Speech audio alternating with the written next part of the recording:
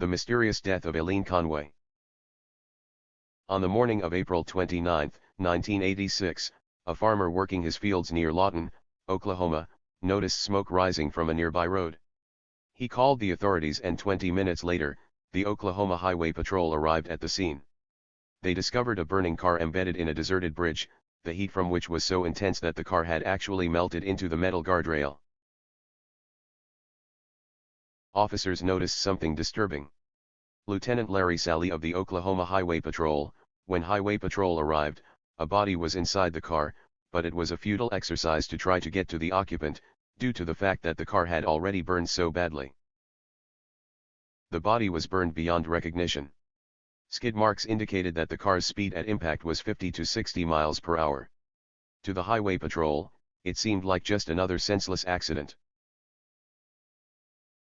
The car belonged to Pat Conway, who lived with his family in Lawton, 15 miles from the crash site. The next day, the victim was identified as Aileen Conway, Pat's wife of 33 years. Authorities reported Aileen's death as an accident. But soon, Pat noticed a number of conflicting facts that led him to doubt the official story. Pat Conway would eventually conclude that his wife had been murdered. "There's no doubt in my mind it was murder, and if I live to be 100 years old, I'll still be pushing to try to find the individual, or possibly two individuals, whoever was involved." Pat first became suspicious when he returned home a few hours after his wife's death to find the patio door wide open. Aileen's purse, which she always carried with her, had been left behind. Her driver's license and glasses were inside. An ironing board was set up and the iron left on. Water from a garden hose was running into the backyard swimming pool. In the master bathroom, the tub was still full of water and the phone was off the hook. All of these clues seemed more than suspicious to Pat.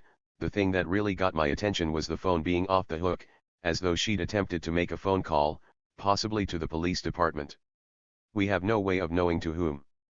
Between me and the kids, one would see one thing, and one another, and we start putting it together, and right away we found out, well, this was no accident at all. There was another disturbing detail that nagged at Pat. What would Aileen have been doing out on that lonely country road? Neither of them had ever been in the area. Nothing about his wife's death made sense. Pat contacted investigator Ray Anderson of the district attorney's office. "The first impression that I had of this case, when I met with Mr. Conway, was that of a spouse that was left alone, not expecting the tragedy that happened and looking for some reason why this happened, other than it just being an accident. However, when you start looking at the extenuating and surrounding circumstances, the way that she left her house, it leads you to believe that there is a possibility that there could have been foul play." A few days later, Pat and Ray Anderson went to the crash site, looking for clues. Ray found a church bulletin in the grass, a considerable distance from the bridge. Pat recognized it as having formerly been on the dash of Aileen's car. But Aileen always drove with the windows rolled up and the air conditioning turned on. The bulletin could not have flown out of a moving car. So the car would have to have been stopped. Ray Anderson began to come up with theories of his own. Someone else may have been with her, opened the door, set the accelerator, and slammed it into drive, hoping to run Mrs. Conway off into the creek, and to make it appear it was an accident. As a result of Anderson's investigation, the Lawton DA changed the official cause of death from accidental to unexplained. The DA then asked the Oklahoma State Bureau of Investigation and the state fire marshal to evaluate the possibility of arson. Sonny Sansom of the Oklahoma State Fire Marshal's office: "What made me suspicious, at first, was looking at the photographs and seeing how much burn was in the vehicle. This thing was completely burnt and destroyed. The burn looked like gasoline or something along those lines was used in it. And another thing that brought my curiosity up was the fact that the gas cap was missing. Most arson cases, and this is documented, have a vehicle where the gas cap is removed, and that was the case here."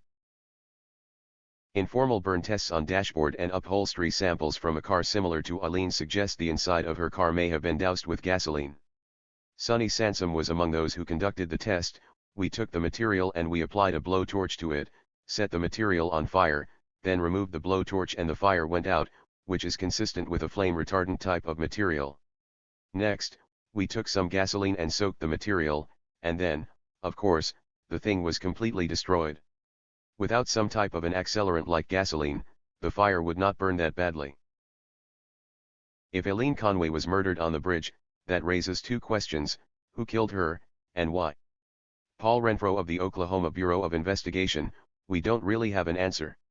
There are a lot of theories floating around. Perhaps she interrupted a burglary. We backtracked a little bit into the neighborhood, and apparently there had been reports of burglaries in the weeks and months preceding this situation. So, the possibility of an interrupted burglary is there. Aileen's husband Pat refuses to give up. Even though you're discouraged, you keep pushing it every day. It's on your mind all the time. But, somehow, it needs to be solved.